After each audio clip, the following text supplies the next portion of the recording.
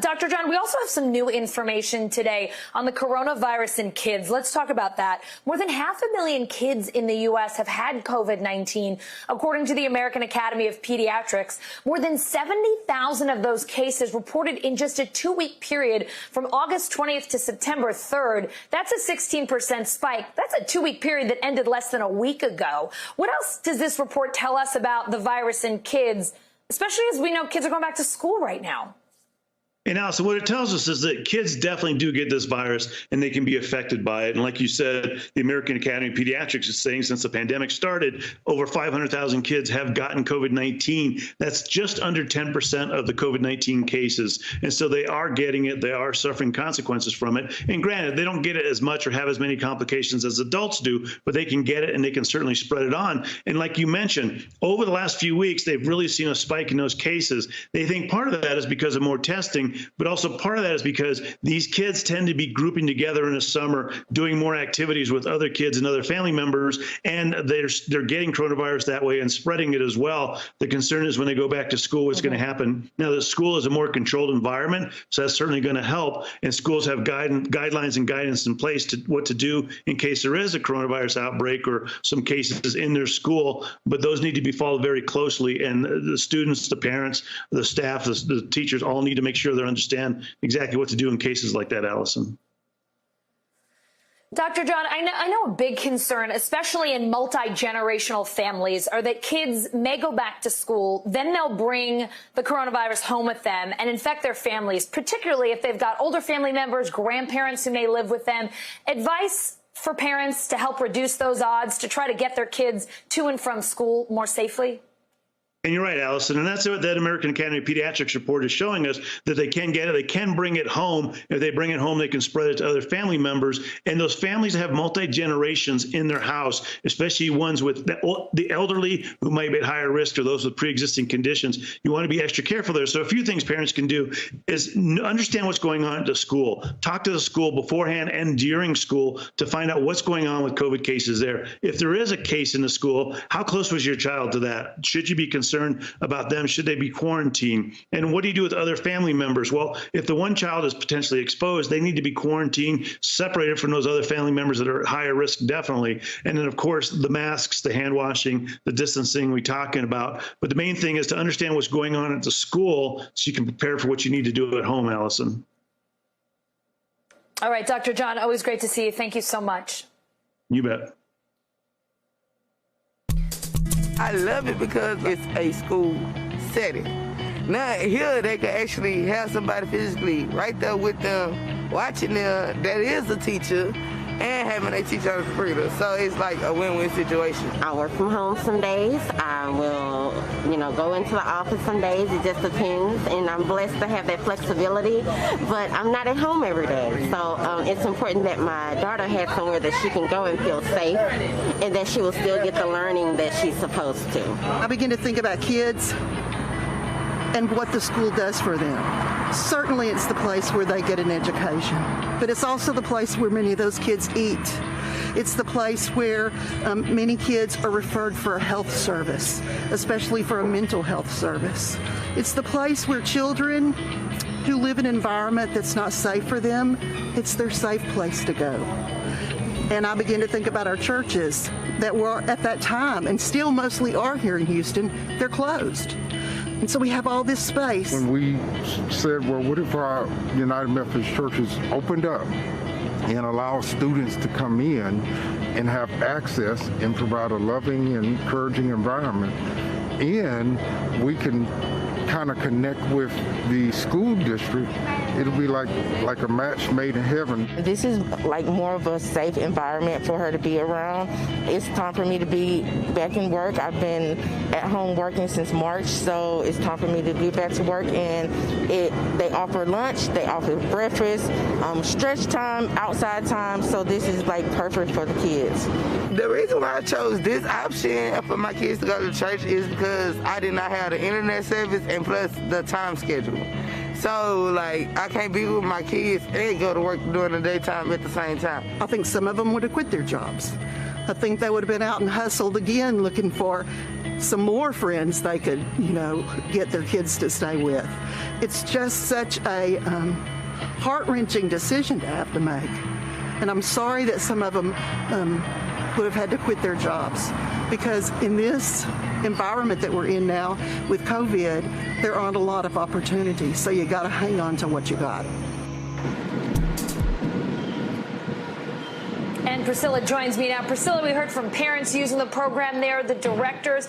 Tell us more about how it works. What a wonderful thing for families who just need to go back to work. Certainly, Allison. There are a number of initiatives happening across the greater Houston area to help students return to school virtually safely. We're actually in one of the study zones here in Harris County that can accommodate around 150 students. All of these tables about 6 feet apart to ensure that they have the distancing in order to work here and do so safely. There's free Wi-Fi, and you might hear a little hum. If you take a look up there, you can probably see there are gigantic fans here to help keep students cool, because they are going to be outside if they choose to come here, and so that they can be comfortable as they're doing that virtual learning. But we also spent part of the day at those sanctuaries of learning that Houston Independent School District has done in partnership with a number of churches across that area. And what happens there is that each church actually has a site coordinator who works with the schools in that community to identify families who might be in need of that type of learning environment, who do have to physically go into work every day and can't be home with their students to help them with those assignments.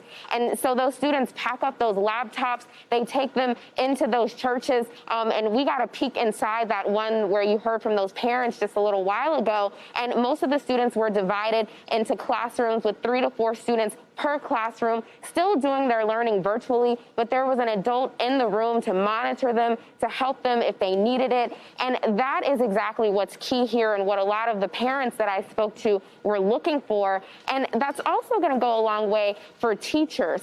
Back in the spring, I spoke with a number of teachers when virtual learning was first becoming a thing, and some of the challenges that were mentioned to me were that some students didn't have Wi-Fi and so had to work on a phone, or an older sibling was doing their virtual learning while also watching the younger sibling. So certainly this will help as teachers and parents and students navigate the challenges of a very unconventional school year. Allison?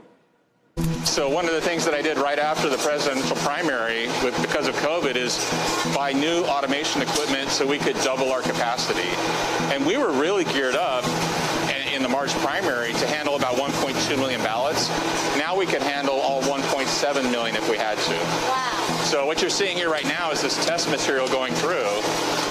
It's the same thing we would be doing with live ballots, is sorting these ballots and preparing them for opening. When a ballot gets here, what happens? So when your ballot arrives, the first thing it does is go into this piece of equipment. And what this piece of equipment does at a very high speed is it's capturing your signature that you signed on the ballot itself. So it goes through this system to flatten it out, and then it goes into a pocket. So all we're doing is capturing your signature, because what I need to do is to compare your signature to your original signature that's on file to make sure that this ballot is okay to open. So a human is comparing the signature here? Correct. Correct. A human being is comparing every single signature. I don't use software, and I think that's a better way to go. What happens if your signature is not legitimate?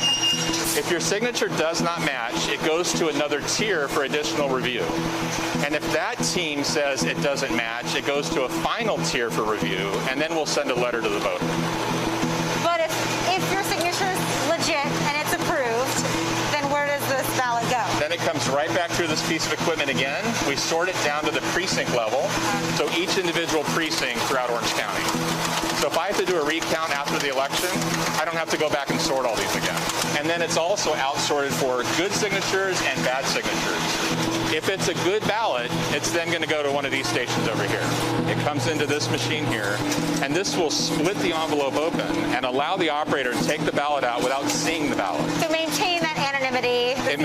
Exactly. It maintains the secrecy of the ballot. So for instance, when it comes out, it's still folded. He would never see it, and it's separated from that envelope forever. You can never connect the two back together. So then at another station, we would open this up and prepare it for scanning so it's flat.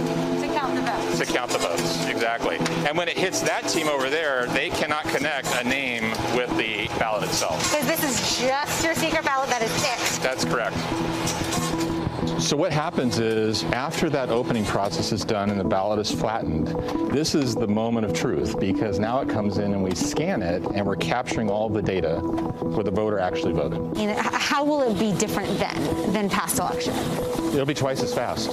And that's one of the things right in the spring that I realized we've got to get this under control to be prepared for it. How long did it take you to get all this stuff set up? What did that take us, 6 months, roughly? So this is a very long, intensive process to get ready for the surge in vote by mail. I mean, elections are complex, and the technology and the systems that are used, you cannot stand that up overnight. And you have to be very careful and diligent about what you're doing. So that's why we're taking extra pains to do this. So all of this will happen starting in October. Correct. But none of the actual counting of the vote happens till 7:30 roughly on election night is when we start. And then I can't post anything until after 8 o'clock on election night. That's in state law. So all the logistics first and the exciting stuff on election day. Yeah, and this is really important because you don't want to know who the winners and losers are before election day. And so none of my team knows, and we don't know because we haven't tallied the votes yet. So you don't do that until election night. It's a privilege to see it up close. Yeah, and see how the sausage is made. Yeah. Right. You guys have been working on this 24/7, anticipating what's to come. There are other counties across the country that don't have the resources, don't have the experiences you do. Do you see any red flags in other counties? You're talking to them. Yeah, there's 3,000 counties across the country, so there's obviously a very diverse set of rules and election officials and how they handle this across the country. But that's the way the Constitution by our founding fathers was kind of set up for it to be dispersed like that. I think we're only as good as our weakest link, and as sophisticated as we are, I do my best to help colleagues around the country with best practices and information sharing to make sure that we have a solid system. And NBC News can help you figure out how to vote in the 2020 presidential election. We have a new state-by-state guide. It's called Plan Your Vote, and it has all sorts of information on voting rules, deadlines, and restrictions by state. You can check it out at nbcnews.com/planyourvote.